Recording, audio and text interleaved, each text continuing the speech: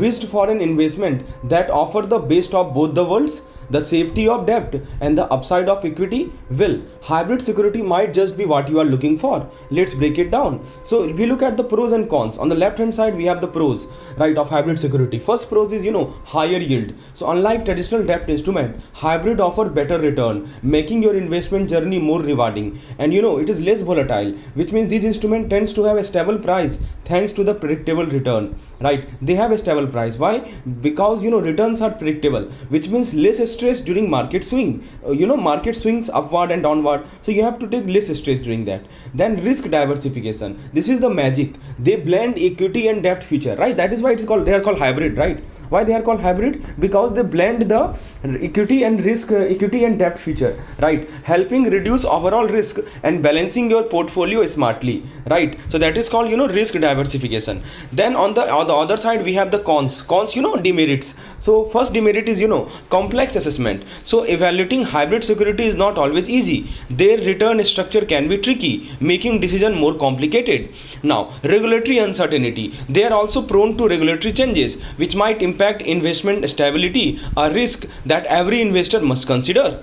And finally we have limited liquidity, right? I think it is written here. Yes, limited liquidity is the next point, third point. So limited liquidity is one of the cons. So it says that so basically that if applicable, basically sometimes trading hybrid may not be as smooth as equity or bond, right? That is called limited liquidity. So these are the three demerits: complex assessment, regulatory uncertainty and limited liquidity. And pros, I have told you: higher yield, less volatile and risk diversification. So pros and cons are most frequently asked. So final thought is that hybrid security are like a power combo, exciting yet complex, right? Before jumping in, make sure to weigh the pros and cons carefully and match them with your investment goal, right? Because before you're starting investment, you must know the pros and cons of every investment portfolio that you have. Now friends, let's switch our focus to the understanding hybrid security and preference share.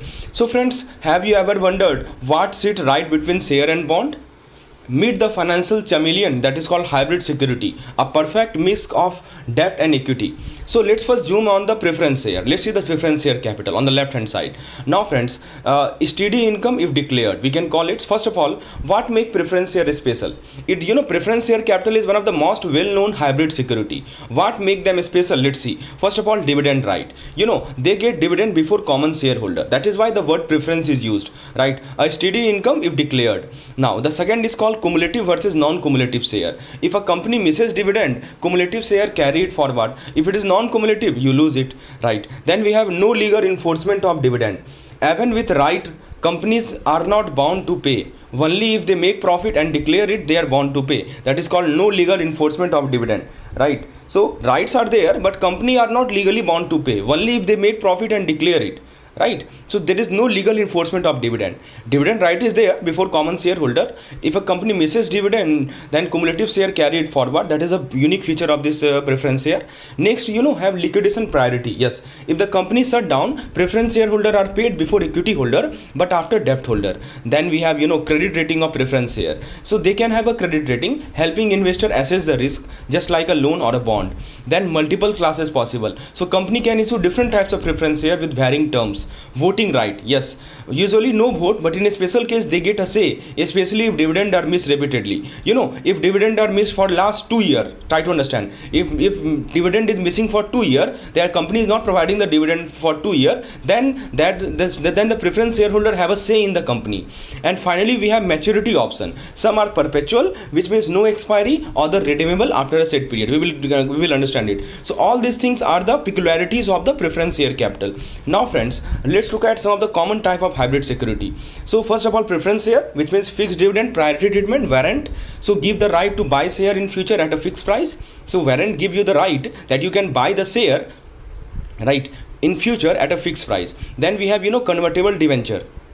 So what is convertible debenture? So start as a loan but can turn into equity. FCCB, foreign currency convertible bond. So like convertible but issues in foreign currency. And mezzanine financing, a high risk, high return instrument, part debt, part equity, often used by growing company. In simple word, hybrid security are like financial discs. They borrow the best flavor of both equity and debt. They give fixed return like a loan, but also come with equity style feature like convertibility and priority. So question may be asked, which of the following is not a type of hybrid security? Some option will be given and you must know that what are the types of hybrid security, then only you can answer it. So that is the peculiarity of this crash course, that we provide you every content in the simple word, right? So that at the time of revision you just go through these keywords and everything will be in your mind, right? So friends, let's move forward to the next topic, that is understanding preference share capital. Some more points are there. So let's take a closer look at the preference share capital, right? Which is a smart blend of safety and priority in the world of investment. So the first section is section number 43, right? Where, so what exactly is preference share capital? You can think of this like a special type of share that gives its holder two big advantage. First advantage is first preference, right, when it comes to receiving dividend, and second is first in line to get their money back if the company shut down. So basically two advantage it provides to the holder: first preference when it comes to receiving dividend, and first in line to get their money back if the company shut down. Even if extra dividend or leftover fund are available after winding up, these shareholders still get priority over the other. That is why they are called preference share, right? First of all, they get the first preference when it comes to receiving dividend, and they are first in line to get their money back if company shut down. Then we have section number 47, that is called voting right on non-payment of dividend. I told you that normally preference shareholder don't get to vote in the company matter, but here is the twist: if company does not pay dividend for 2 consecutive year or more, this shareholder gain the right to vote on all company decision. So remember, 2 year, if dividend is unpaid for 2 consecutive year or more, the shareholder gains the right to vote on all company decision. So in simple word, no dividend for 2+ year, full voting power unlocked. Then section number 55, that is issue and redemption of preference share. So what it means, see, let's talk about these shares are issued and taken back, that is redeemed. The key rule to remember is that irredeemable share are not allowed, which means all preference share must have a way to be paid back, right? Maximum duration is 20 year, but for infrastructure project, share can go beyond 20 year, right? If a part is paid back, you can see, if a part is paid back every year, the first condition, if the part is paid back every year; second condition, if the shareholder agree; and third condition, if their specific terms and conditions are clearly mentioned. So maximum duration is 20 year, but for infrastructure project it can go beyond 20 year if these three conditions are fulfilled. So these are three sections. I'm just zooming out. So first one is 43 regarding the definition, section 47 regarding the voting right, and section 55. So you must remember the section name also. Sometimes question may be asked, which of the following is related to the voting right?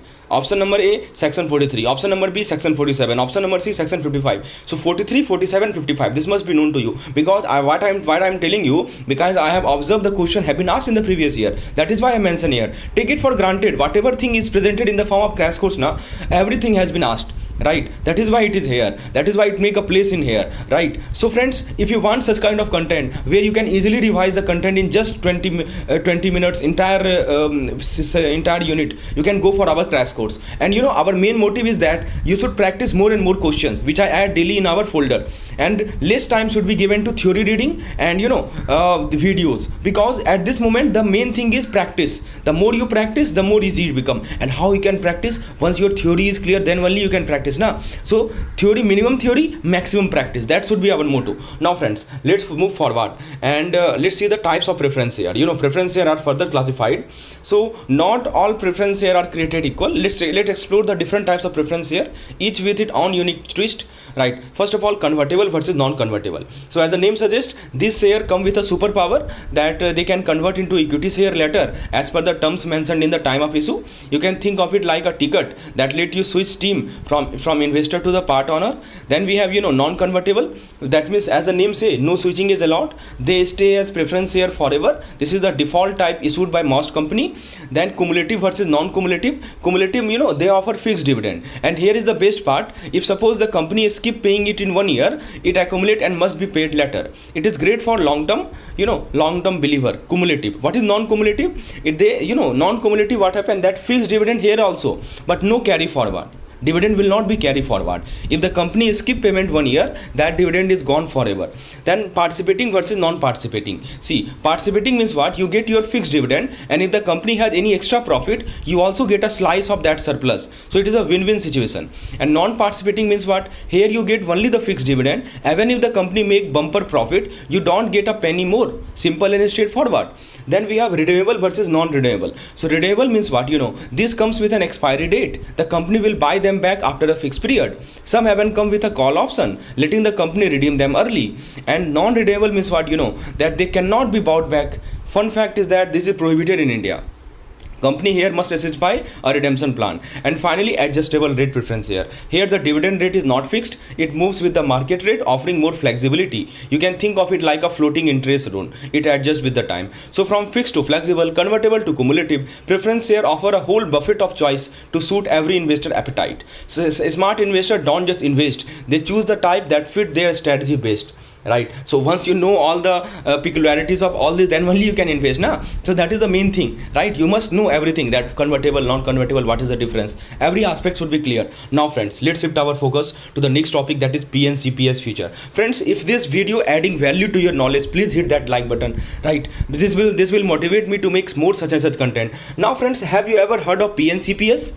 These are not your regular preference here. Let's decode the feature of perpetual non-cumulative preference here, or simply PNCPS, a smart tool used by bank to boost their capital strength. So first of all, let's talk about the purpose. So PNCPS are issued by Indian bank as a part of their AT1. AT1, additional tier 1 capital. In simple word, it is a way for bank to raise long-term fund without increasing debt. Right? It is a way for bank to raise long-term fund without increasing the debt. That is called, AT1 part. Additional tier 1 capital part. Then issuer and approval. Only bank can issue PNCPS, and that too with the approval from their board of director. So yes, it is not a casual call. It need official backing. Capital limit. So bank can issue PNCPS up to 1.5% of their risk weight asset in AT1. I think you know the limit. You already have learned in BFM that maximum AT1 can be 1.5 of the RWA. So that is the cap to make sure that bank don't rely too much on this instrument. Then if we talk about the future of this instrument, no maturity, no step up, no redemption. They are perpetual in nature. They live on forever. That is called perpetual. So unless the bank decide otherwise, it's like a fixed seat in the bank capital, not a short-term guest. Now friends, dividend. Dividend can be fixed or floating, but there is a twist. The bank can cancel them if they want to, especially during tough time. So no guaranteed income here. So bank discretion is required. Bank can cancel them also. Call option. So bank can call back. Call back means redeem. So bank can call back this share, but only after 5 years, right? And with RBI green signal. So again, no random buyback. Now principal repayment. Same story. The repayment of your capital also need RBI approval, right? You can't just expect your money back anytime.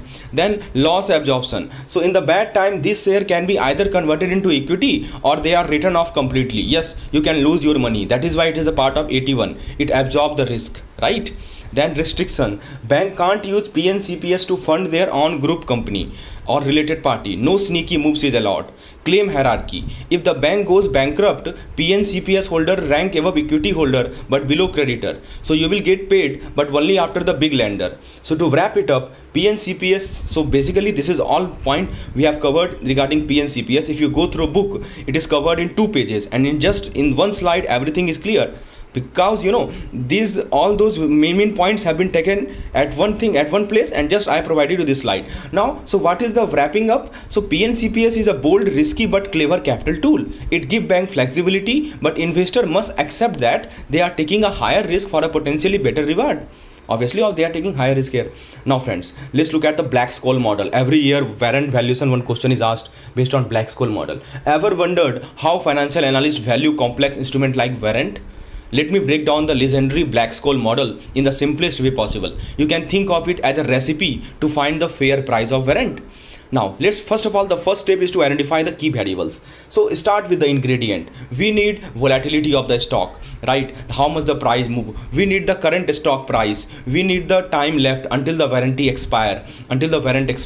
We need the strike price. What is the strike price? The price at which warrant can be exercised. We need the risk-free rate, which means like government bond interest rate. So these are the building block of the formula that is called key variable.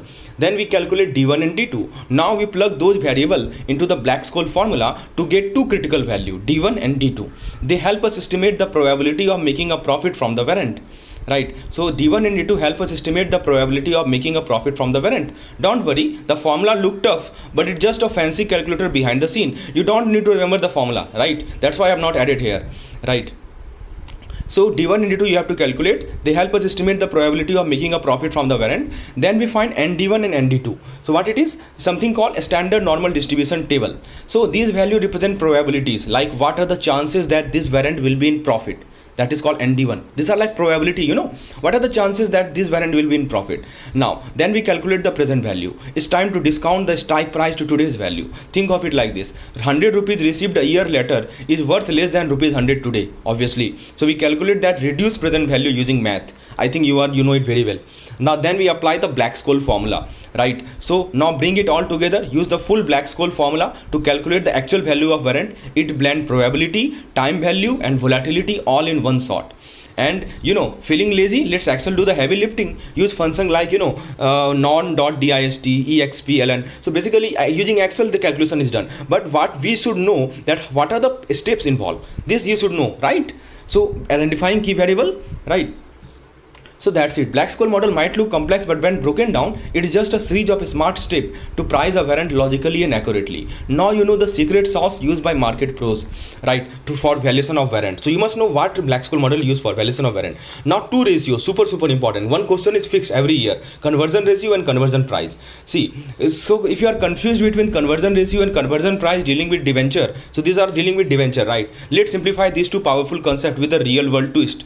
So if you are holding a convertible debenture, these two numbers decide how many shares you will get and at what price. So what is conversion ratio? Imagine that you have a convertible debenture and the company promise you equity share instead of the cash at maturity. Yes, since it is convertible, so obviously that debenture can be converted into equity, and that is what company has promised you. Now conversion ratio tells you how many shares you will get for each debenture. That is called conversion ratio. Means for every one debenture how many shares you will get, right? That is what is told by conversion ratio. For example, if CR is 5, suppose conversion ratio is 5, it means one debenture gives you 5 equity share. That's it. Simple math, right? So that help you estimate your potential ownership in the company. So CR is 5, it means, you know, for one debenture we will get 5 equity share. Simple math. And what is this conversion price? Now comes the money talk. Conversion price is the effective price you are paying per share at the time of conversion. Effective price you are paying per share. So the formula is conversion price is equal to par value of the debenture, that is called face value of the debenture, and you know, divided by conversion ratio. For example, if your debenture face value is rupees 1000 and conversion ratio is 5, so conversion price will be 1000 divided by 5, which will be rupees 200 per share. So you are getting one shares at rupees 200 each. One share costs rupees 200, no matter what the current market price is.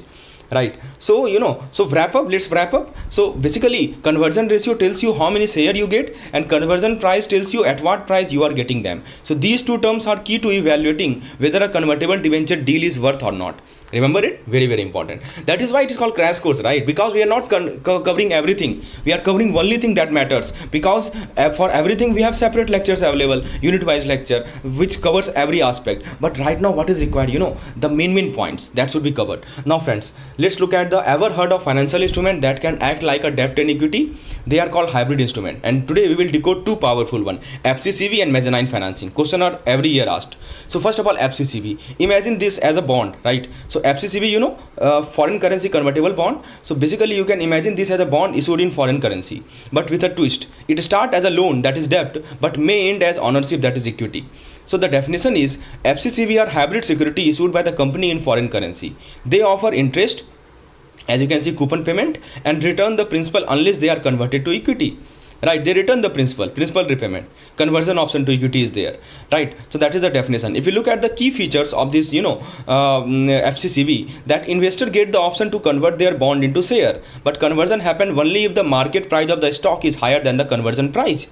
See, conversion when will happen? If the market price of the stock is higher than the conversion price, right? If the stock underperform, no conversion will happen, it remained as a bond. So underperform is what? If the market price of a stock is less than the conversion price, then no conversion will be done. I think you are familiar with the conversion price. We have already talked in the previous year. Means per share, what is the price you are paying for each conversion? That is called conversion price. Now, who invest? Hedge fund, and foreign investor love this for potential upside. So investor, you can see hedge fund and foreign investor. Now if we talk about the smart option, call option is there, the issuer can redeem the bond early, and put option is there, the bondholder can demand early redemption. So both options are there, call option and put option. Then friends, if we talk about the currencies, so they are issued in a stable currency, like usually in dollar, euro. They help reduce currency volatility, and they also offer lower interest rate due to the sweetener of the conversion. And so there are some risks are there, like currency exchange rate swing, political, legal, economic uncertainty, and of course credit risk is there. What if the company fail? And terms and repayment, typically 5-year term. If not converted, the investor get the principal back. Bottom line is that FCCB combines security of debt with potential of equity, but can carry the global risk exposure, because obviously foreign exchange dealing is there. Now mezzanine financing, see, basically you can think of them like a bridge between traditional loan and fully fledged equity. On one side you have loan, traditional loan, on other side you have fully fledged equity. So they act like a bridge between them. So a hybrid instrument that give the lender the right to convert into equity, usually if the borrower default or the business condition are met. So that is called hybrid security. Means it gives the option the lender to get a right to convert to equity, usually if the borrower default. Suppose borrower defaulted, or when business conditions are met. In these two conditions they will. What is the purpose? It is commonly used to fund large project or acquisition when traditional funding is not enough. Suppose traditional funding is not enough, right? So you want to fund a large project. In that case, mezzanine financing is great. If you look at the return and cost, so investor earn higher return than normal debt, and for company it is cheaper than equity but more expensive than regular debt. If you look at the structure, so unsecured means no collateral, fixed or variable interest rate. It is unsecured, no collateral is taken. It is fixed or variable interest rate, both can be possible, and usually mature after the 5 years. And one thing is that the biggest advantage is that it aligns the investor interest with the company long-term success, since they can become shareholder also. So investor interest aligned with the company long-term success, right? So friends, if we wrap it up, these two, mezzanine financing and FCCB. So FCCB is foreign currency bond with conversion to equity option, and mezzanine is hybrid loan that may turn into share with high return. Both are creative financial tool that balance risk, reward and flexibility for both company as well as the investor. Now friends, let's look at the last slide, that is called Collard FRN. What if you could invest in a bond that move with the interest rate but never goes too low or too high? And what if the same bond could also react to a company credit rating? Welcome to the smart world of hybrid security, where innovative means investor need. Today we are exploring two unique types: FRN, that is called Collard FRN, Collard floating rate loan, and rate sensitive FRN. Right. So first of all, let's talk about Collard FRN. Let's rewind to 1993, where Solomon Brothers introduced a clever new product issued by Lead Permanent Building Society. What are they? So they are basically the floating rate bond, which means the interest move with the market rate. Typically LIBOR, London Interbank Offered Rate. So market rate changes, interest rate moves. But there is a twist. The twist is that they come with a floor and a cap. That means the floor and the cap set the boundary for the interest payout. What is the floor? Floor is 7%. What is the cap? Cap is 11%. So floor means 7% means the minimum interest you will earn. Cap 11% means maximum interest you can receive. So no matter how wild the market swing, your return stay within a safe collar. Right, that is why it is called Collard. There's a collar, right? And your return will remain between the 7% and 11%. And if we talk about the currency and maturity, they were a sterling denominated with a 10-year term and a face value of 100 million euro, right? As you can see written clearly here. Now, what is the purpose of it? To protect both issuer and investor from volatile interest rate, giving stability and predictability. And behind the scene, how it works? The issuer actively use the derivative market. Right, they use the derivative market. How? They sell the cap. That means they limit the maximum payout. They buy the floor. They ensure minimum return. So this helps lower the cost of issuing the bond while managing the risk effectively. In short, we can say it is like having a floating rate bond with built-in safety net. Two limits are there, floor and caps are there. So it is kind of say floating rate bond, because interest rate keep fluctuating. And if you talk about the rate sensitive FRN, so this was a bond that adjusts its return based on the issuer creditworthiness. So issuer creditworthiness matter here a lot. It was introduced in 1988 by Hanover. The FRN offered a special spread over LIBOR. So LIBOR is there plus some spread is there. But the kicker is that the spread increased when the issuer credit rating dropped. Yes, suppose issuer credit rating drop, then a spread increase. So if the issuer become riskier, the investor was compensated with higher return. So why does this matter? Because it aligns risk and reward perfectly. The lower the issuer credit score, the more the investor earn to cover the added risk. And if you talk about the benefits of this hybrid instrument, that they help complete the market, offering new way for investor and issuer to balance risk and return. And they offer tax advantage also to some jurisdiction, and they bring in customization. But criticism also exists. Some argue that these securities were the part of supply driven craze, and bank and institution start pushing them aggressively without truly matching investor need. So while the idea was strong, the execution got messy at time. Still there is a support.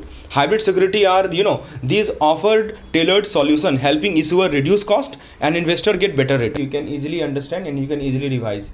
So let's get started with our first topic, that it is Startup India framework, a bold step toward a new India.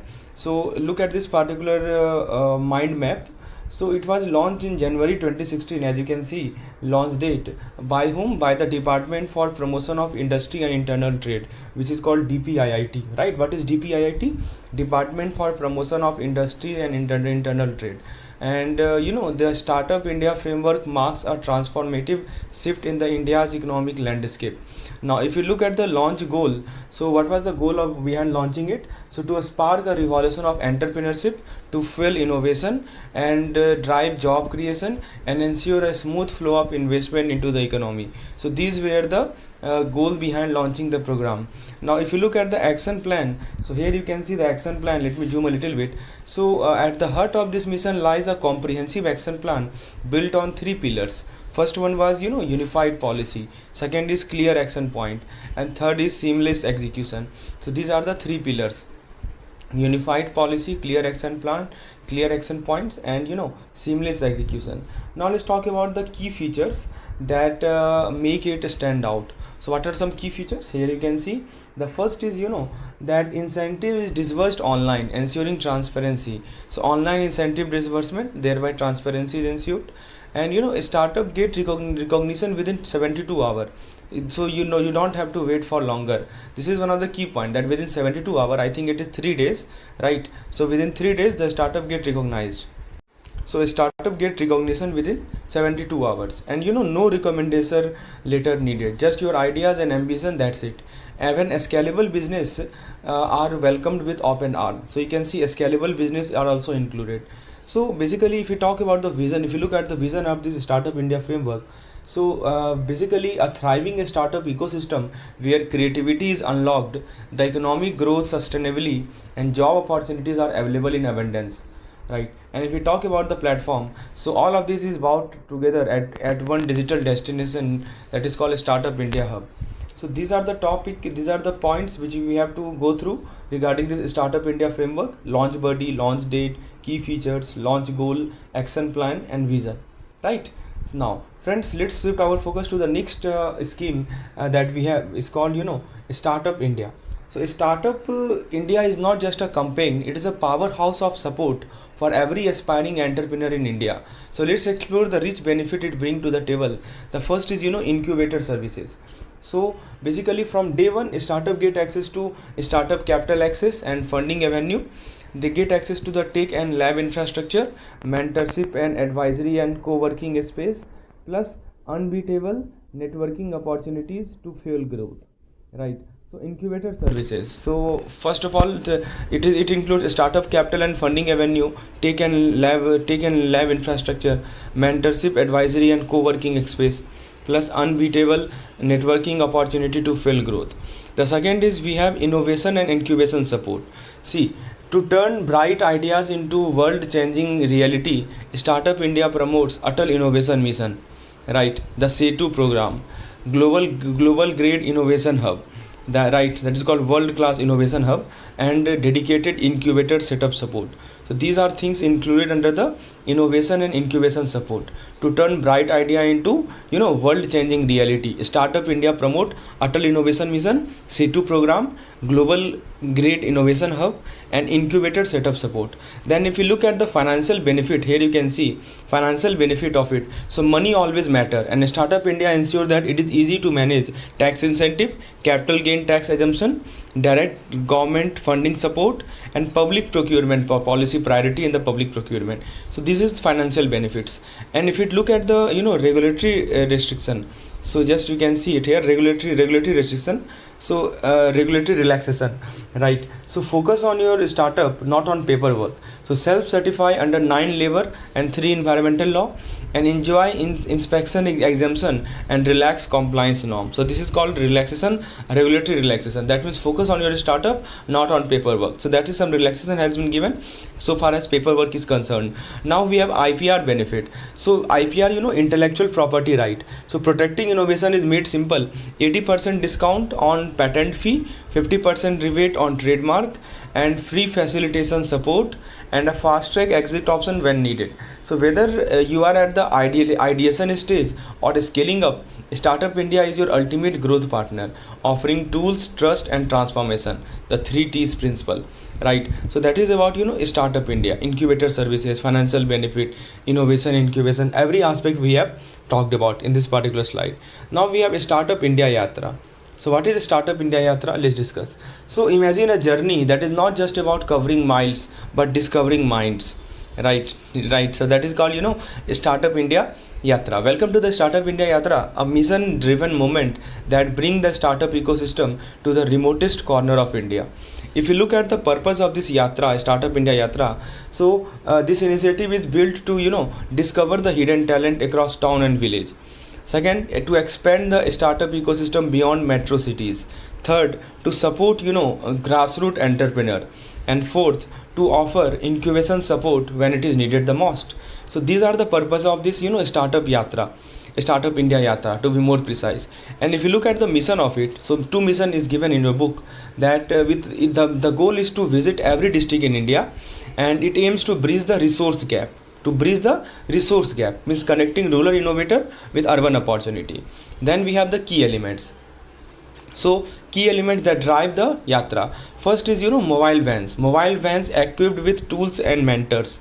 Second is wide district level coverage. Third is access to incubators opportunity, and hand-on boot camp to sharpen startup skill, right? So these are key elements: mobile van coverage, incubator opportunities, and hand-on boot camps to sharpen startup skill. So from idea born in a small town to innovation that inspire the nation, Startup India Yatra is India's innovation highway, ensuring no talent goes unnoticed, right? This is called Startup India Yatra.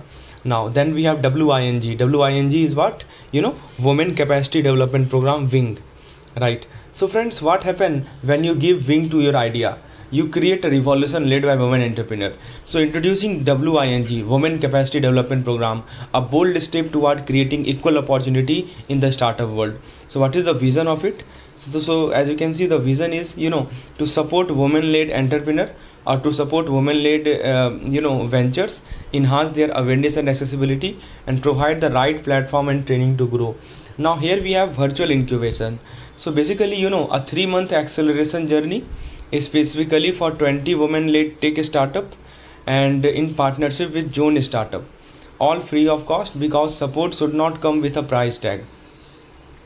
So virtual incubation means 3-month acceleration journey is specifically for 20 women-led tech startup, in partnership with Zone Startup, all free of cost, because support should not come with price tag. Then we have the funding support. What is the meaning of funding support? See, women can apply via Startup India Hub, get screened by expert, and connect with SIDBI. I think SIDBI is right? SIDBI to explore financial assistance. Then we have workshop. So this is all funding support. So from where they get funding support? They get screened by the expert and connect with SIDBI to explore the financial assistance. And on the right side, you see there are workshops that make the difference. So what does it mean? 21 powerful capacity building workshop are there. It helps across 9 states and benefiting our 1150 plus women entrepreneur. So these are the characteristics of workshop. And if you look at the online presence, so here you can see the online presence. So a dedicated page on the Startup India Hub keep everything accessible, centralized, and easy to explore, right? So this is about WING program, WING, right? And goal is very much clear. So WING program is not just an initiative, it is a movement to redefine India's startup story through women-led innovation. That is called WING program. Now let's look at the next slide that we have, that is called overview of the startup challenge. So basically, what is the meaning of a startup challenge? So Startup India is not just about ideas, it's about solving real world challenges. right? So let's look at how startups are tackling some of the most pressing issues across key sector. The first one is animal husbandry and dairy. It was launched by the Department of Animal Husbandry in collaboration with Startup India. And basically this challenge kicked off in 2019 and again in 2021 on National Milk Day in Anand, Gujarat. The goal was to find innovative tech-driven solution that can revolutionize the dairy and livestock sector in India, empowering farmer and boosting productivity. That was the goal of this animal husbandry and dairy program. Then we have the Ayushman PMJY challenge, a powerful partnership between NHA, right, and Startup India under the Ayushman Bharat Jan Arogya Yojana. This challenge opened the door for startup in medical device and digital health to bring innovation directly into public health care. It's all about take meeting care to support India's largest health protection scheme. Then we have textile and garment, the innovation challenge. So Indian textile is rich in heritage and ripe for transformation. So this challenge aimed to push cutting edge innovation into one of the India's most labor intensive sector, with a global market of, you can see, 1.3 trillion, with a global market of $1.3 trillion by 2025 and domestic target of $59.3 billion by 2022. The future of fabric is smart, sustainable and startup power. So these are not just challenges, they are opportunity to build impactful, scalable solution and be a part of India's innovation revolution. Now friends, so all the content which I am sharing with you is the part of the crash course. After going through all these content, you have to solve today's MCQs and quizzes which I have added in today's folder. Now friends, let's look at the next slide. So basically we are talking about comprehensive overview of SUP challenge. So basically it is a bold initiative to reshape the future of packaging in the food and beverage industry. So what are the objective of it? As you can see, it to eliminate the single use plastic. What is the full form of SUP? Single use plastic. To promote eco design alternative and to empower F&B, that is food and beverage innovator, to create sustainable solution. So to encourage F&B, that is food and beverage innovator, to create sustainable solution, to promote eco design alternative and to eliminate single use plastic. If you look at the challenge detail, so this initiative powered by the Government of India and Startup India was launched under the banner of the SUP Challenge Goa, right? Event name SUP Challenge Goa. Startup were invited to co-develop pilot project, right? Startup were invited to co-develop a pilot project with F&B partner across Goa, turning eco-friendly dream into tangible product. Now, funding and execution. So the challenge was backed by global visionary like to prevent waste alliance, Germany, ECCA Family Foundation, and execution was steered by the Incubation Network with Climate Collective Foundation as the India's partner, right? At the grassroots level, Atal Incubation Center, GIM Goa brought it all together. That is called funding and execution. So again I am repeating that challenge was backed by global visionary like Prevent Waste Alliance, ECCA Family Foundation. Execution was steered by Incubation Network with Climate Collective Foundation as the India's partner. If you look at the global participation, not just India, this movement brought in minds from India, Philippines, Thailand, Vietnam, Indonesia, with 8 entrepreneur support organizations, which is called ESO, right? 8 entrepreneur support organizations working across the border. This was truly a global cooperation for local impact. Now the outcome was that it bridged the gap between industries and innovator, giving rise to a scalable, eco-friendly solution that can revolutionize the way food and beverage are packed and delivered. Then the next point we have is SPRS, that is called Single Point Registration Scheme. So basically this is the entry pass to the public sector opportunity. This scheme is driven by the Ministry of MSME, right? The force behind empowering micro and small enterprise across India.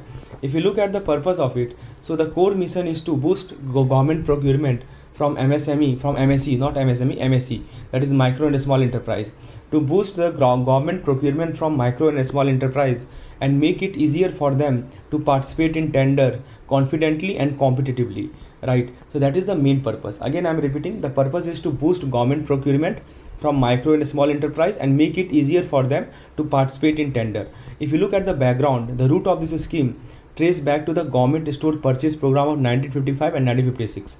And if you look at the eligibility, who can apply? First of all, MSE with UAM or EM Part 2 registration, they can apply. Second, those engaged in commercial production. Third, an even unit less than a year old can get a sort. So these are the 3 eligibility criteria, right? I just told you. Now registration validity. So the registration is valid for 2 years, but it does not stop there. It is renewable as long as the unit continue to prove its competence. So registration is valid for 2 years, and but it does not stop there. It is the registration is renewable as long as the unit continue to prove its competence. So this is called single point registration scheme.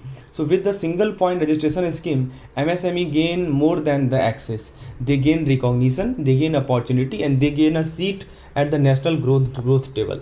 That is called SPRS. Now, very important scheme, Startup India Seed Fund scheme.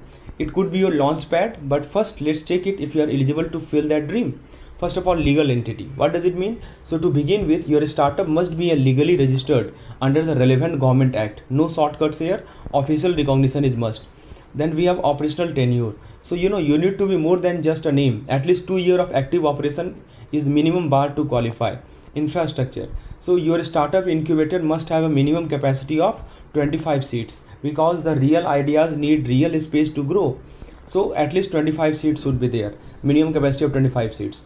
And startup presence. So your incubation center should already be nurturing at least 5 active startup, right? So your incubation center should be nurturing at least 5 active startup. We are talking impact at a scale.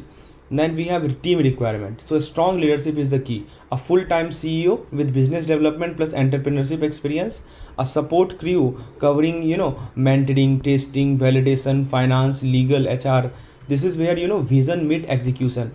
If you talk about the funding rule, no third party private funding is allowed for seed distribution. This ensures clarity, focus and fairness. So no third party private funding is allowed. This is very much important point, right? We are talking about Startup India Seed Fund scheme. Then we have government support clause. So basically, if you got state or central government support, that is great. If not, then ensure that minimum 3 year of operation, 2 year of audited financial, and minimum 10 physical startup under incubation. This thing you have to ensure, right? If you have got state or central government support, it is great. If not, then ensure these things. Then we have EAC clause, that is called expert advisory committee clause. So you need to meet the extra eligibility criteria laid down by the expert advisory committee. So seed funding scheme is not just funding, it is a launch pad for India's next wave of innovation. Then we have the seed fund grant, right? So every aspect of it has been taken care of in this particular slide. So this is the heart of the process, that is called seed fund grant guideline. So first of all, incubators duties. So incubators is not just a place to sit, it is your startup powerhouse. They are responsible for infrastructure support, mentoring, capacity building, networking opportunity. So incubators don't just host, they help the build business. Then we have utilization timeline. So time is money, and here is how it is monitored. 3 year, you must utilize all of it. 2 year, at least 50% must be used. No further drawdown after deadline, so use it wisely and timely. Then we have fund use restriction. Here you can see fund use restriction. So this is only for startup funding. No infrastructure cost, no administration expense, a tiny 0.5% management fee is allowed. That's it. That is called fund use restriction. Then we have installment. So money is not handed over all at once. Here is how it is released. First installment up to 40%, and next only after milestone proof. And the best part is that funds are released within 30 days of approval. So the release time you can see within 30 days of the approval. And if you talk about the evaluation, so you can see that expert advisory committee steps in here. The expert advisory committee evaluate every proposal and approve funding on milestone based model. This is called milestone based model, meaning you grow, they release. This is not just money, it is a mission backed investment in ideas that matter, right? So if you are ready to build with purpose, track with milestone, and scale with support, right? So that is our Startup India Seed Fund Grant Scheme. Then we have what? SIDV Fund of Fund Scheme. Very important, right? SIDV Fund of Fund Scheme. Now friends, we have what? Startup India Seed Fund Scheme overview. Very important. So basically, what does this scheme aim to achieve? As you can see, objective. It was launched on 19th April 2021 and with total fund of 945 crore. Objective was proof of concept, means supporting entrepreneur to validate their idea. Product trial, which means enabling real world testing of new product. Prototype development, which means helping a startup create their first working prototype. Commercialization, which means taking product to the market. And market entry, which means helping business get a foot in the door. So it is a fully fledged support system for a startup to reach their next big milestone. And this scheme aimed to empower 3600 entrepreneur and collaborate with 300 incubator to drive innovation and to foster growth in the startup ecosystem. Now if you look at the structure and process, here you can see, then we have the first thing called PM announcement. So this scheme was announced by the Prime Minister himself. Then we have DPIIT management. So the scheme is managed under the Department for Promotion of Industries and Internal Trade, that is called DPIIT. Then we have expert advisory committee. So a panel of experts ensure the fund are distributed effectively. And we have the incubator role. Incubator plays a crucial role in nurturing and supporting the startup. If you look at the fund allocation, so here you can see, so 290 crore is allocated to incubator, ensuring they have the resources to support entrepreneur, and 265 startup has already been funded under the Startup India Seed Fund scheme, right? So basically government is helping entrepreneur to turn their dream into reality by using this scheme. Then we have TDF, that is called Technology Development Fund. So what it is all about, let's understand. So the primary objective of this TDF is to enhance self-sufficiency in defense technology, aiming to foster innovation and development in area crucial to India's defense capability. This fund is overseen by DRDO, this Defense Research and Development Organization, and by the Ministry of Defense, ensuring expert management and efficient use of resources. Then we have a goal. The goal is clear: to encourage both private and public industry to develop cutting edge technology that can elevate India's defense sector. The initiative is a step toward building world class defense infrastructure and innovation.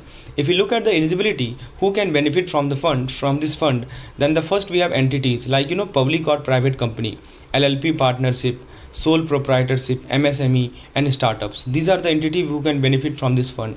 Ownership: at least 51% of the share must be owned by the Indian citizen. And location: this entity must be registered in India. Now if we talk about the funding, so the project cost, the fund cover up to 10 crore for eligible project, and grant coverage is how much? The fund provide a generous 90% grant coverage for the project cost, making it a highly supportive initiative for defense technology, right? So with TDF, India is opening door to innovation, encouraging local industry to create state-of-the-art technology for defense. Then we have India Croatia Startup Challenge overview, right? So this question is also asked. So this challenge, what is basically this collaboration between India and Croatia basically aims to create impactful solution for a global challenge. And the challenge is what? A strategic partnership between India and Croatia, designed to foster innovation across multiple sectors. What are the focus area? Sustainability, which means developing green eco-friendly solution for better tomorrow. Education means so eligibility means if you are entrepreneur or if you have a startup, the challenge is for you. This challenge is for you. Basically eligible participants include registered business from both India and Croatia, and innovator who are passionate about making a difference. And this India Croatia ecosystem startup challenge encourages solution in the following key category. First we have clean water and sanitation, means tackling global water scarcity issue, reducing inequality. Left hand side, what you will see the points about shared trait, and the right hand side you will see the key difference. So let's start with the shared trait first. Though different in style, but PE and VC share some common ground. Like the first point is autonomous capital, which means both tap into private fund from wealthy individual and institution. So both tap into what? Private fund. From where? From wealthy individual and institutions. Second, high incentive. Fund manager are fueled by lucrative performance based reward, that is called high incentive, right? So fund manager are fueled, they are motivated by lucrative performance based reward.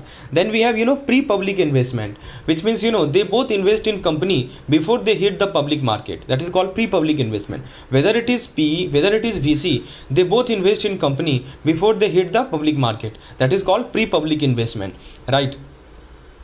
Then low regulation, which means that their strategies remain flexible thanks to minimal regulatory interference and active oversight. So both demand close monitoring to drive performance and protect investment. So these are the common trait which is shared by both PE as well as the VC. So autonomous capital, let's zoom out. Autonomous capital, high incentive, pre-public investment, low regulation, and active oversight. Now if you look at the key difference between them, on the right hand side you will see the key difference.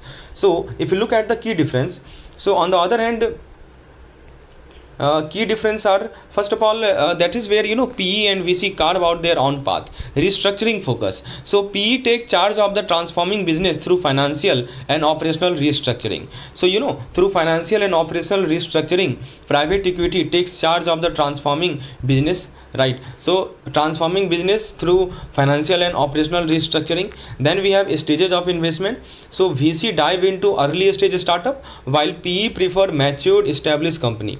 So VC, that means venture capital, invest in early stage startup. So those in startup which are at early stage, there VC dives in, and PE, that is private equity, prefer mature and established company. Right, so that is on the basis of a stage of investment. This is the difference. VC invest in early stage startup, while PE prefer mature established company. What about governance versus management? So PE enforce tight governance, while VC nurture capable management. So PE enforce tight governance, while VC, that is venture capital, nurture capable management. If we look at the debt versus equity difference, so PE often use mix of debt and equity, and VC, it is all about equity, right? So PE private equity is all about mixture of debt and equity, while VC is all about equity. And that is a snapshot. Whether it is private equity or venture capital, both are power player in shaping the future of the business. So let me again go through the key points. Restructuring focus, right? Stage of investment, early stage VC investment, and PE in mature stage firm. Governance and management, just now I told you, governance versus management. PE emphasize corporate governance, while VC management capability, and PE may use debt, VC primarily use equity only. So that is the difference. Now in the next slide, so ever wondered how a startup land big ticket investment from venture capital? So let us take you behind the scene of the VC funding process, right, step by step. First of all, we have something called deal origination, as you can see. So it all begin with identifying potential investment opportunity, usually through trusted network, right, referral or industry event. Then screening and shortlisting. The VC team evaluate the deal based on market potential, tech innovation, and the stage of funding. Only the most promising make it to the next round. That is called screening and shortlisting. Then we have detailed evaluation and rating. So now it gets serious. The VC, that is venture capital, digs into the founder track record, revenue forecast, and risk profile to assess long-term viability. Then we have deal negotiation. If the number and vision align, it's time to talk terms, right? Negotiating a win-win investment deal that benefit both the founder and the investor is the key. Then we have post-investment activities. So investment secured, but the work does not stop yet. VC monitor progress, offer strategic support, and often take board seat to guide the startup journey. And finally we have exit strategy, which is the ultimate goal is to maximizing the return. That could mean an IPO, acquisition, or even a buyback, whatever deliver the best outcome. That is called exit strategy. So that is the ultimate goal is to maximize the return, and that could mean an IPO, acquisition, or even a buyback, whatever deliver the best outcome. So what we have seen in this particular slide, from discovering to exit, this is how venture capital fuel innovation and build tomorrow giant. Now friends, let's look at the VC firm role and responsibility. So who is who in venture capital firm? Ever wondered how venture capital firm actually operate behind the scene? Let's break down the key player and their role in fueling the startup ecosystem. First we have the analyst. Analyst, the entry point into the VC world. These are often fresh grade or MBA intern who dive into market research and initial deal analysis. Then we have associate. After analyst, what we have? Associate. On the right hand side you can see associate, basically a setup. Associate sources deal, build founder relationship, but don't make final investment decision. They are the vital connector. They act like a connector. They build relationship, as you can see. After associate we have principal. What principal do? So principal plays a strategic role in guiding entrepreneur and contributing to the investment decision. So two keyword: investment decision, entrepreneur guidance. Think of them as decision influencer. Then we have partner. On the left hand side you can see. So partner is where the power lies. General partner make final investment call, and managing partner oversees firm operation. So basically this is where the power lie. And then we have venture partner. So these pros are deal magnet, right? So they bring in top tier opportunity and earn a share of profit without getting involved in day-to-day operation. That is called venture partner. And then we have EIR, entrepreneurship in residency. So a unique role is there. So they share a unique role, temporarily onboarding for 12 to 18 months. They are tasked with launching the next VC backed success story. And finally we have something called limited partner, as you can see here. So limited partner, the silent but essential force. These are the fund provider, pension fund, endowment, high net worth individual who stays out of the operation but bankroll the entire search engine. So from analyst to partner, each role plays a crucial part in turning visionary startup into tomorrow unicorns, right? So that is all about this particular slide. As you can see, analyst, associate, venture partner, entrepreneur in residence, partner, principal, limited partner. So question may be asked that which of the following is a role of partner, which of the following is a role of venture partner. So you must note it down. Now friends, let's look at the next slide.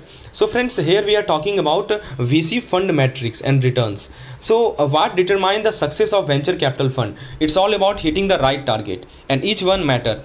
So first of all, VC fund success. So the ultimate goal, the ultimate goal is to achieve the strong return for limited partner, miss the mark and the fund is considered a failure. That is called VC fund success. The ultimate goal is to achieve the strong return for the limited partner.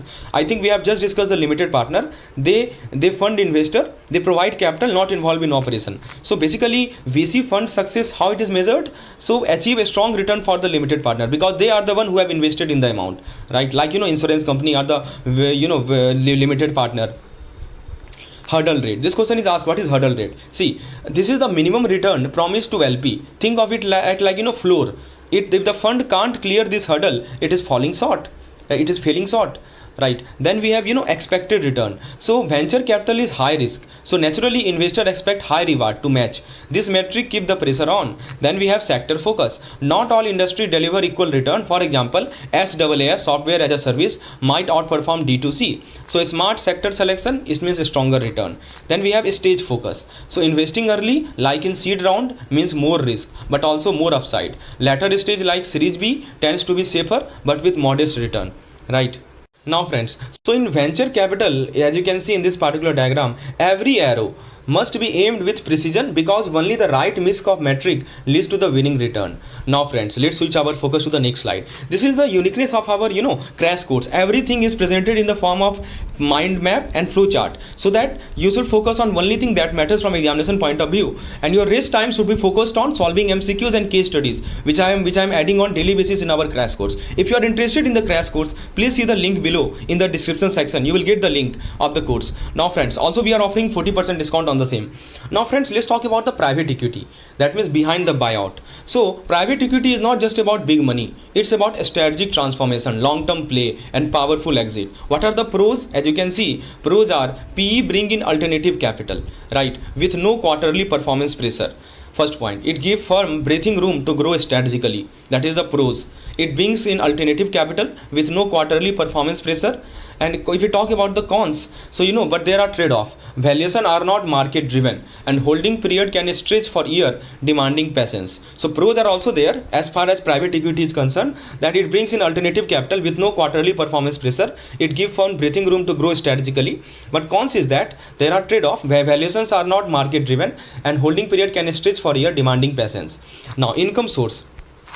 Here you can see income source. So what are the income source? So PE firm earn through management fee and performance based incentive, aligning their success with the fund performance. So two types of sources are there. First is the management fee and performance based incentive, aligning their success with the fund performance. And if you talk about the funding use, so here you can see funding use, where funding will be used. So where does the money go? Into new technology, acquisition, working capital and balance sheet improvement, so fueling serious growth.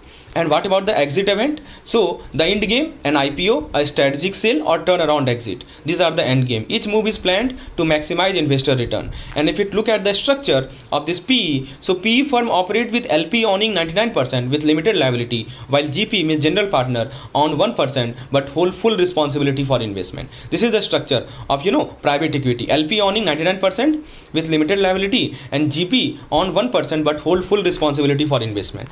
And finally, investment sources. So I told you who fund it all. Institutional investor fund it and accredited individual fund it, which are the backbone of private equity. So friends, if you summarize this entire private equity, so we can say that private equity is about high stake strategy with equally high potential reward. It is not fast, but it is very powerful. Now friends, let's look at the types of private equity we have. Very important slide. So private equity is not one size fit all. It branches into a specialized strategy designed to target different market, different risk level, and different investor goal. The first kind we have is called venture capital. So venture capital is a dynamic subtype of private equity, and this VC is driven by angel investor. It is funded by angel investor, right? And and venture capitalist. So two person funded venture, it is funded by angel investor and venture capitalist. So if we talk about the stages, it fails the early stage journey from seed, which is called prototype phase, to the series A, which we call where a startup is scale up and prepare to conquer the market. So if we talk about the stages of venture capital, it fails the early stage journey from seed to series A, right? Seed means prototype phase, and series A means startup scale up and prepare to conquer the market. So this is the stages of the stages of the journey. So early stage, seed, and series A stage.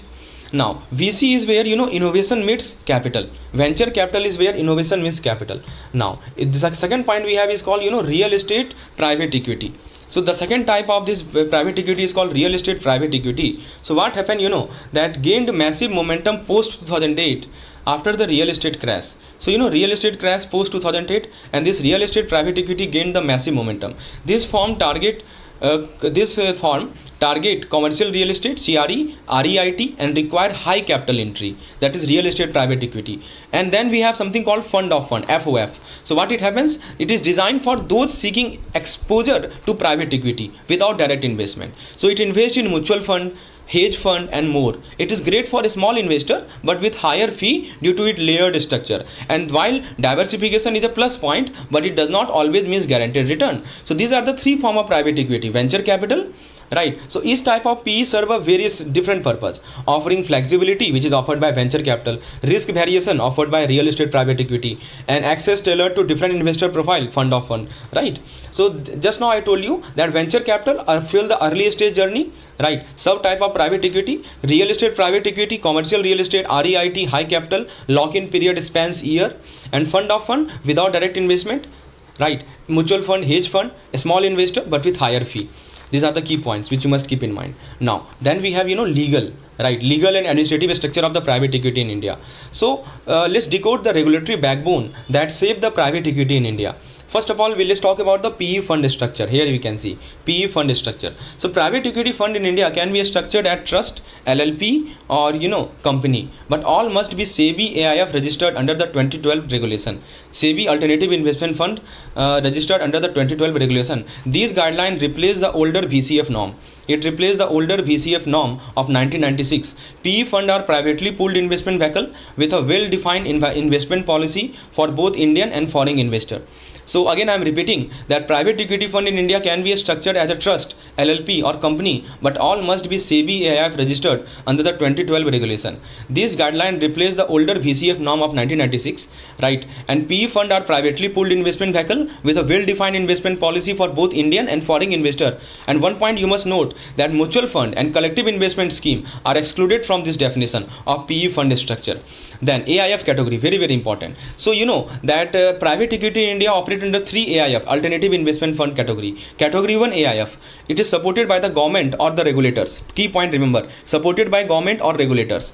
It includes angel fund, SME fund, social venture capital, and infrastructure fund. These are the key points. Then we have category 2. It is PE home turf. This fund uses no leverage except for operational need and cover PE fund, real estate fund, and even distressed asset fund, right? And then we have the last category 3 AIF, which is the most complex of the three, right? They use leverage and complex strategy, investing in listed, unlisted securities and derivative, and this includes hedge fund and PIPE fund, right? What is PIPE? Private investment in public equity. So basically these are the three categories. So these structure ensure that India's PE ecosystem remain flexible, regulated, and open to innovation. Now then we have angel fund investment structure. Let's look at it. So friends, let's step into the world of early stage investing where innovation meets capital. What is angel fund? So here you can see the detail of the angel fund. Let me take you. So angel fund are subcategory of venture capital fund operating under category 1 AIF. I told you there are 3 category of AIF: category 1, category 2, category 3. So angel fund operate under category 1 AIF. They pool money from angel investor to back a startup at very early stage. So remember the key point, early stage. It is governed under chapter 3A of the SEBI AIF Regulation 2012, and these funds raise capital by issuing unit to the angel investor. Now the question is, who are these angel investors? You must know. See, they are not just wealthy individual, they are experienced professional. Individual with at least 2 crore in net tangible asset and relevant entrepreneur or managerial experience. Corporate with net worth of 10 crore and a track record of investing. Other VC or AIF entity already registered with the SEBI under VCF Regulation 1996. Now, if we talk about the investment limit, minimum investment required is 25 lakh and maximum lock-in period is 3 years. Now, then we have SEBI AIF regulation. So, angel fund, operate under a standardized governance framework, just like any other private equity fund. They focus mainly on equity or equity-linked instrument or structured partnership. So, angel fund, they are the rocket fuel for tomorrow unicorn, bridging big dream with bold investment. Right, so that is the point about angel fund. So that is all you need to understand all about this particular chapter, nothing more, because only these topics have been appeared in the examination, in the last 4 examination. So I request you to please go through them, and now you go to solving MC learning. In the world of search engine, Google Rank Brain start as a game changer, introduced on October 26, 2015. Right, 26th October 2015 it was introduced. This powerful machine learning system transformed how search results are delivered. Initially handling less than 15% of the query, it quickly proved its strength by adapting to new queries, right, ensuring semantic similarity and providing the most relevant result, right. So you can see launch date I have told you, and accuracy almost 90% accurate. Rank Brain process is integrate and smart. It uses something called word factor. Here you can see it uses word factor, linguistic similarity, entity mapping, word cluster, user intent, ranking adjustment, user satisfaction, right. At its core, Rank Brain purpose is simple. What is the purpose? The purpose is to make search result more relevant and more accurate, achieving an impressive 90% accuracy, right, rate. So accuracy rate is almost 90%. So relevancy and to make the search result more relevant and more accurate. And something called some more important point I want to tell you, that handles. So it handles unknown keywords, novel phrases, right. So handling unknown keywords and novel phrases, Rank Brain prioritize the essence of a search, focusing on strong links and content for ranking. With machine learning at its heart and relevance at its mission, right, Rank Brain continue to shape the future of smarter, faster and better search experiences. Right, so I hope every aspect I have taken care of in this particular slide. So type I told you, machine learning, when it started I told you, accuracy I told you, and process, what are the methods which are used under the Rank Brain, how much for accuracy that it has achieved. Okay, now let's look at the next point, that is AI Hub, that is called Artificial Intelligence Hub. So friends, welcome to AI Hub, a game-changing platform designed to empower developer and data scientists by providing access to top-tier machine learning expertise in a plug-and-play environment. So friends, that AI Hub primary goal is to access, reuse and exchange AI asset effortlessly. By doing so, it fosters faster innovation and reduce the redundant effort of building from scratch. At its core, AI Hub value reuses and collaboration and scalability, right. Here you can see core value, it reuses, right, it values reuse, collaboration and scalability. It offers a unified environment where developer and data scientists can collaborate and scale their project efficiently. Here you can see it offers a unified platform where developer and data scientists can collaborate and scale their project efficiently. And the content available inside AI Hub is very rich and practical.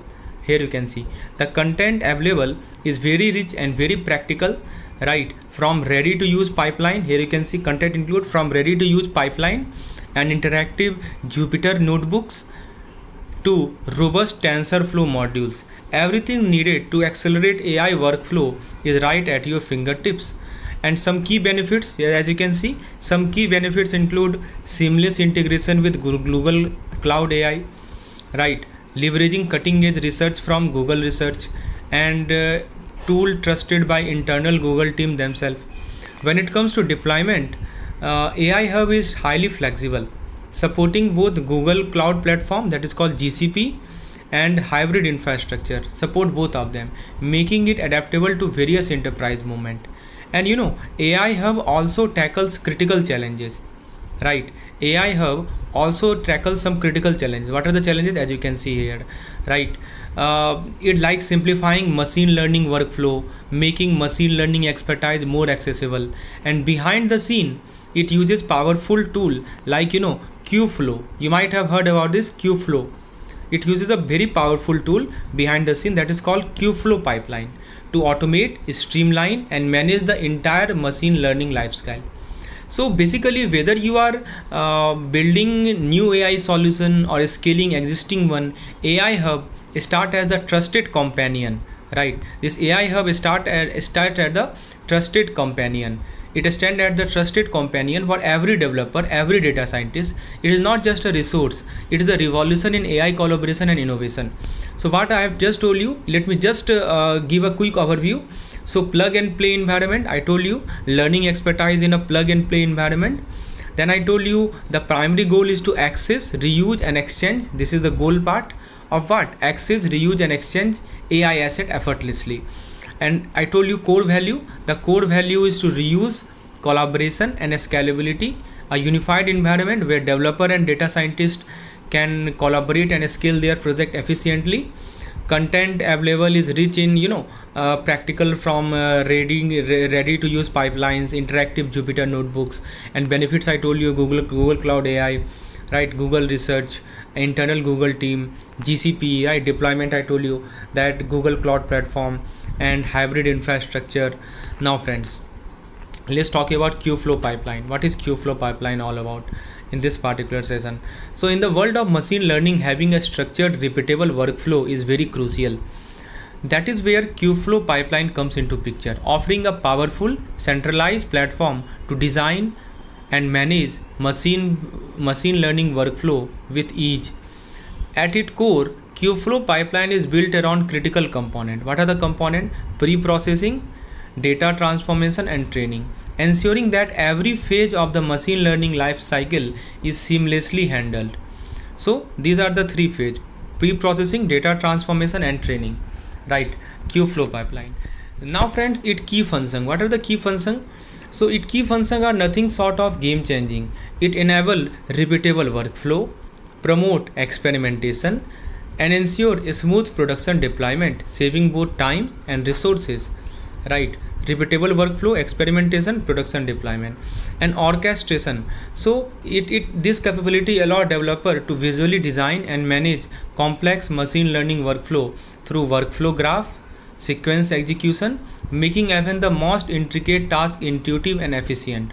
This is called orchestration. It allows developer to visually design and manage complex and machine learning workflow, right? Workflow graph and sequence execution. Now Qflow pipeline true strength lies in reusability, modularity and hybrid compatibility, allowing flexible integration across various cloud and on-premises infrastructure. Strategically linked with AI Hub and Cloud AutoML, Qflow pipeline connects seamlessly with a broader ecosystem, enabling end-to-end AI solution at scale. In short, Qflow pipeline empower teams to innovate faster, automate smarter, and deploy machine learning solutions more reliably than ever before. So we have just talked about the three components of Qflow pipeline, the key function. So such kind of PDF, such kind of things will help you revise just before the examination. You will only need to go through only thing that matters. You can't. Now friends, let's switch our focus to the hybrid information system in finance.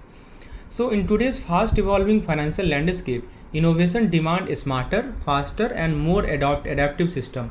Enter the hybrid information system, HIS, a cutting edge AI driven platform designed to combine the best of multiple artificial intelligence technique. HIS in short is called hybrid information system. It leverages powerful AI technique like the fuzzy expert system, Neuro fuzzy system and genetic fuzzy system. These are the AI technique. So these are the AI technique used by HIS to create solutions that are not only intelligent but also remarkably adaptive, right? So three technique I told you: fuzzy expert system, neuro fuzzy system, genetic fuzzy system. These are the AI technique that HIS leverage to create solution, intelligent solution and remarkably adaptive solution. What is the purpose of HIS? See, purpose of HIS is simple yet profounded. It blends strength of different AI model. It overcome the limitation, individual limitation. It creates systems that are more robust, reliable and versatile. This is the purpose.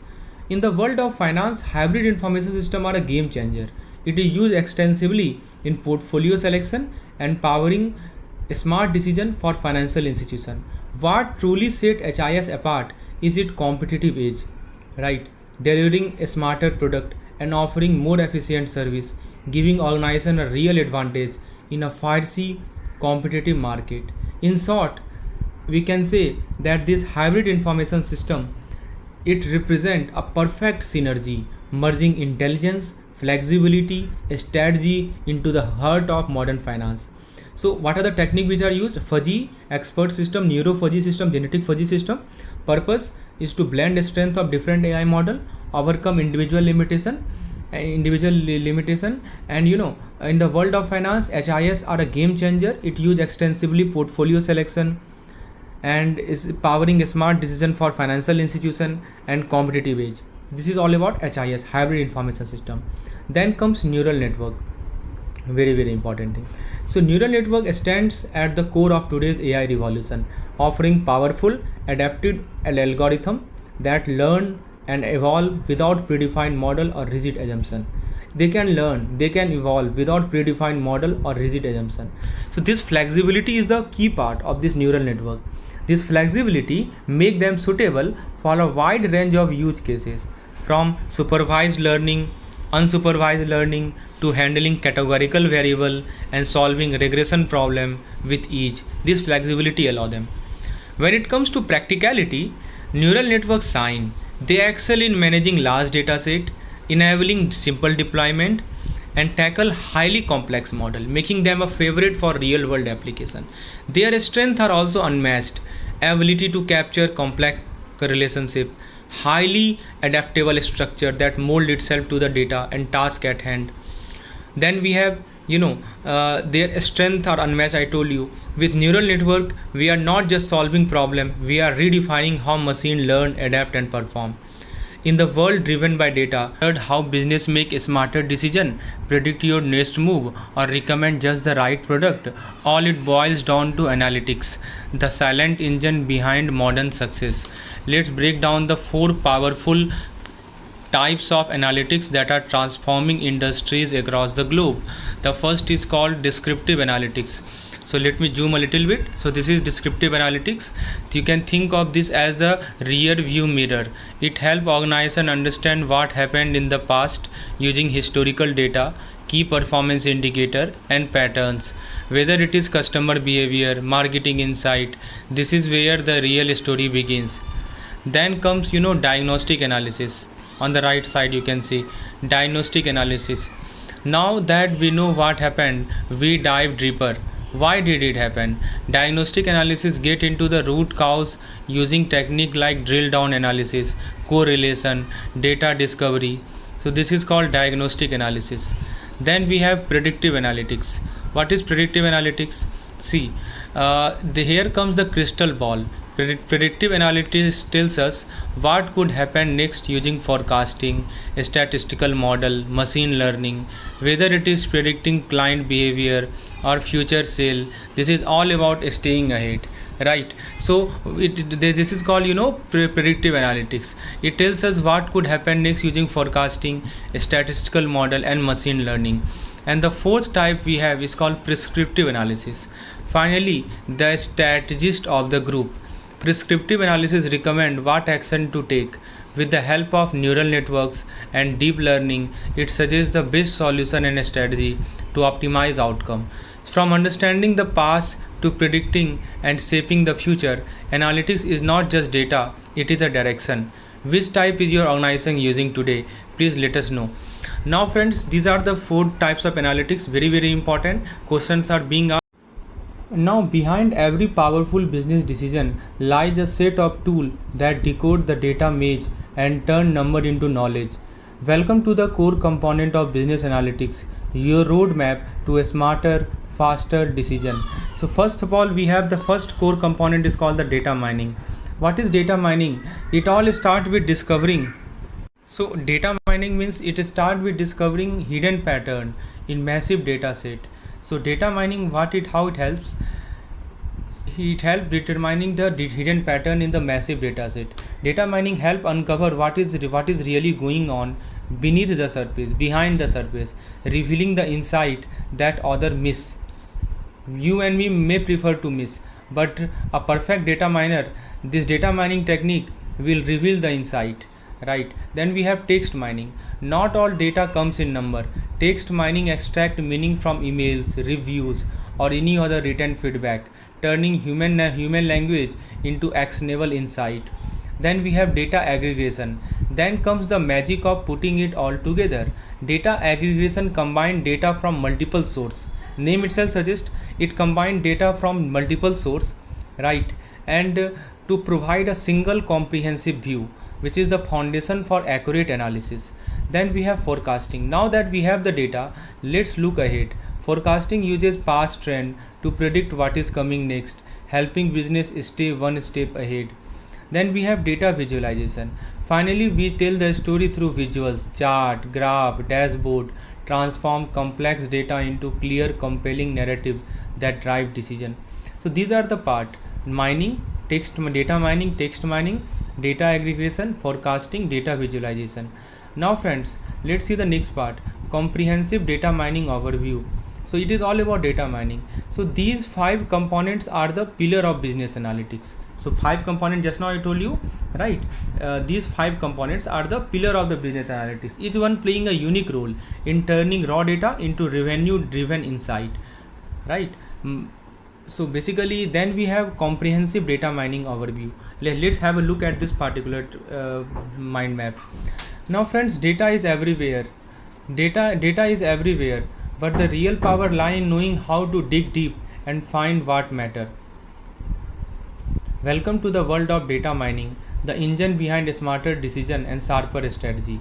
At the core, data mining is all about discovery, right? It's all about discovery, uncovering pattern, trend, and hidden relationship within massive amount of data.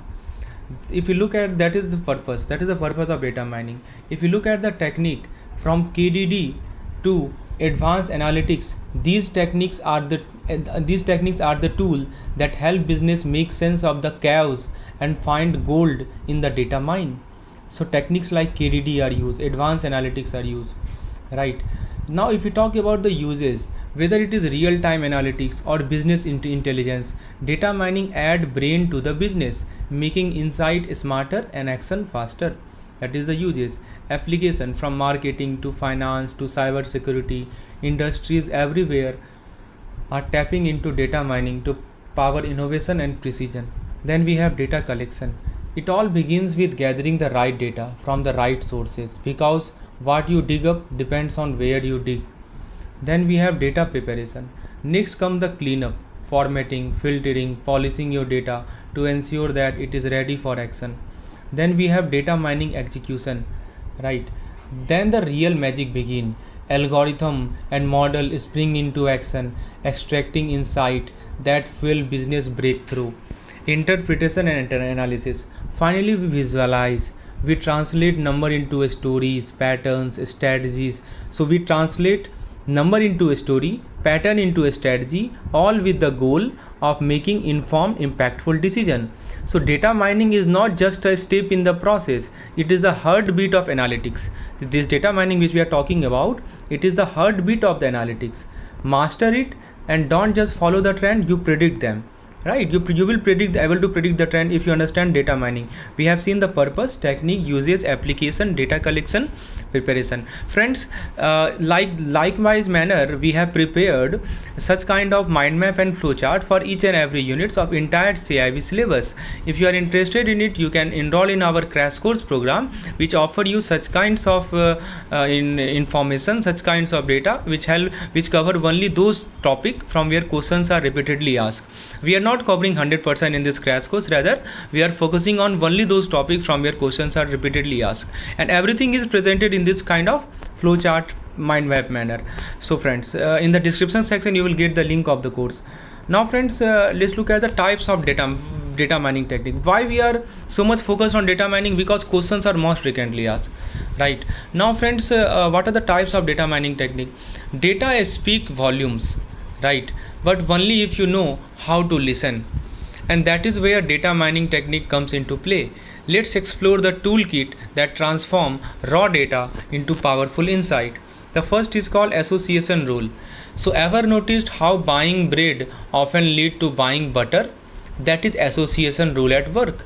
These if then statement help us find pattern, relationship, and even hidden link in the data, which is crucial for everything from market based analysis to fraud detection.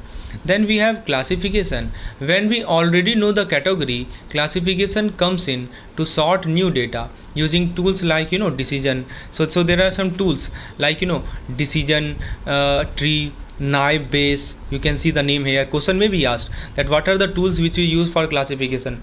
So some tools are used like CAIIB base, logistic regression, right? So these are the tools which are used for classification. Then we have clustering. What is clustering? See, clustering is all about finding natural grouping in the data. Think customer segmentation. It means grouping people by behavior or preference without any predefined level. That is called clustering. Is all about finding the natural grouping in the data, right?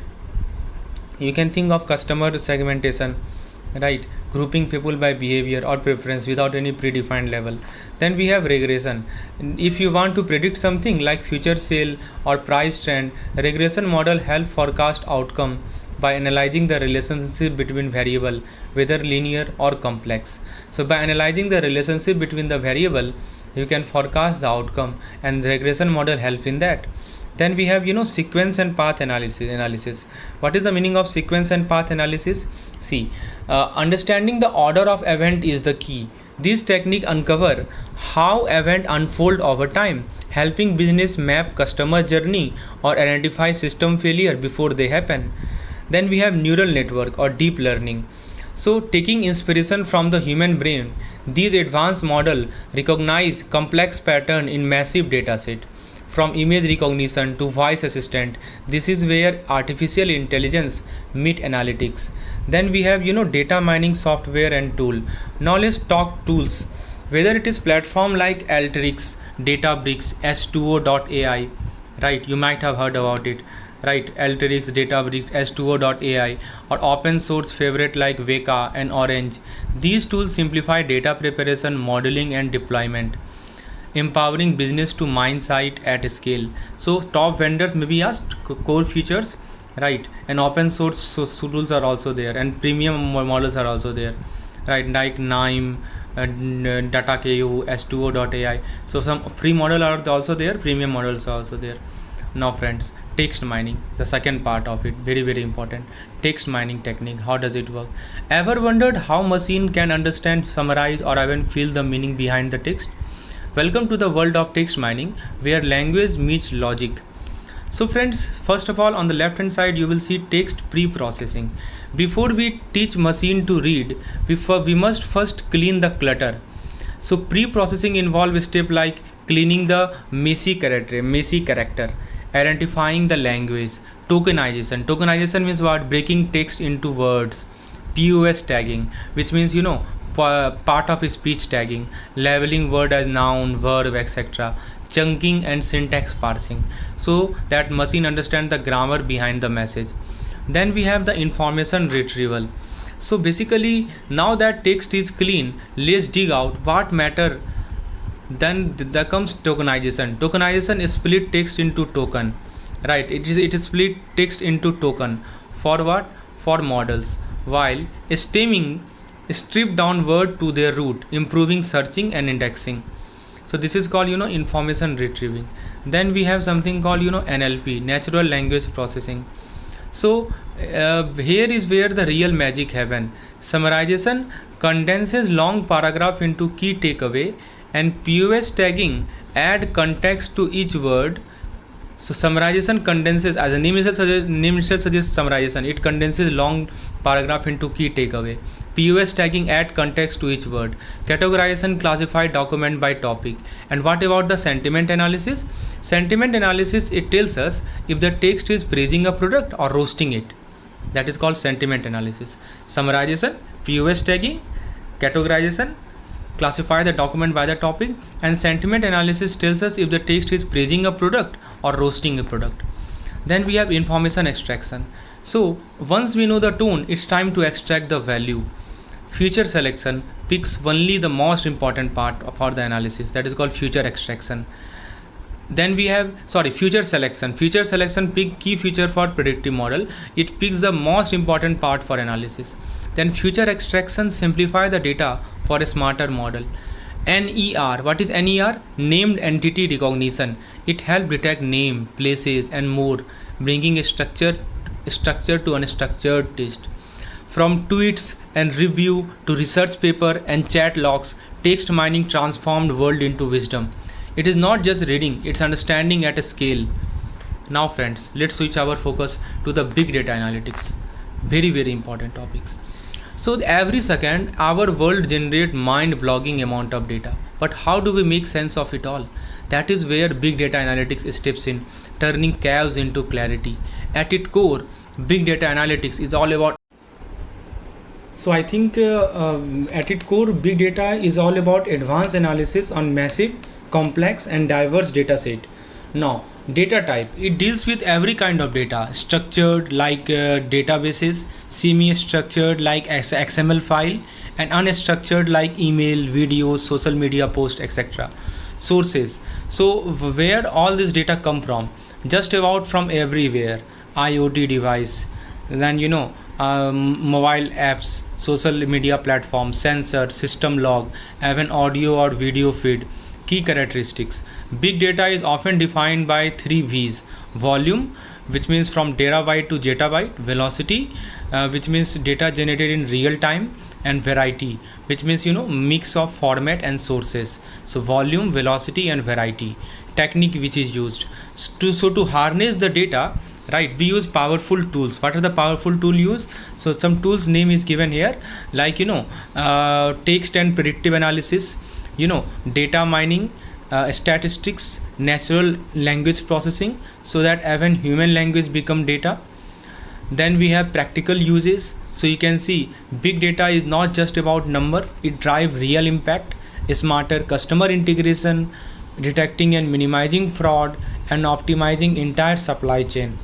Then we have industry benefiting, from healthcare to finance, retail to telecom. Every industry is riding the big data wave to stay ahead. In the data driven world, big data analytics is not just an advantage, it is a necessity. It is a lens that helps business see the future before it happens. That is the importance of big data. Some more slide to tell you about the importance of big data. Questions are asked based on this. So in the world flooded with data, the real game changer is how do we use it. Big data analytics is not about handling massive data set, it's about driving real business value. First of all, it helps in cost reduction. So let's start with the bottom line, cost saving. Thanks to the cloud analytics and data lake, business are dramatically cutting down on storage and operational expense. Second, we have innovation. So big data help business listen better. By understanding what customer truly need, company can innovate faster, offering product and services that feel tailor-made. Then we have faster decision. Speed is power. In memory analytics paired with IoT, allow organization to make real-time decision, turning data into action in the blink of an eye. And if you look at the impact, so big data does not just support decision, it amplify impact. From streamlining operation to boosting profit, it is a foundation of a smarter business strategy. So big data analytics is more than just a tool, right?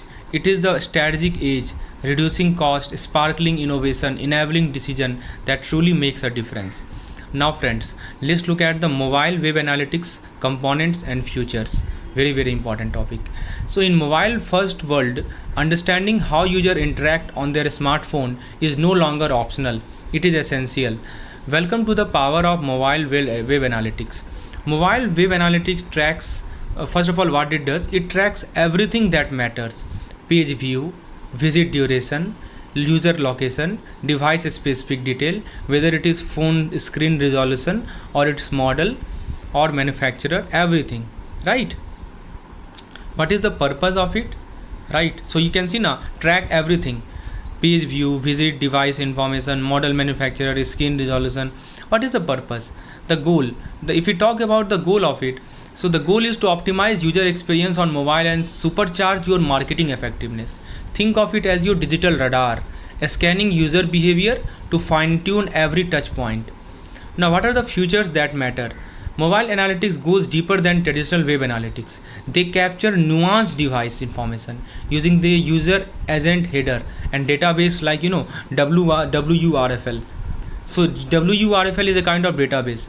So that is why we say now mobile analytics go deeper than traditional web analytics, because they capture nuanced device information using user agent header and database like WRFL, helping you understand not just who you are visiting but how. Why it is different? Unlike standard web analytics, mobile tools are tailored for the ever evolving world of smartphone and tablets, where user experience must adapt to the different device in the real time. What are the supported platform? So HTML, WordPress, PHP, Java, Python, Ruby on Rails, Node.js and Typod. So mobile web analytics integrates seamlessly with all the platform you build on. So these are the platforms, mobile analytics features, mobile web analytics. Friend, if you really think that this video is adding value to your information, please hit that like button. This will motivate me to make more such and such content. So with mobile web analytics, you are not just counting clicks, you are crafting experiences. Dive into the data, understand your user, and let insight lead your mobile strategy. Then we have challenges. Yes, we have seen with different business analytics technique, but obviously there are some challenges also.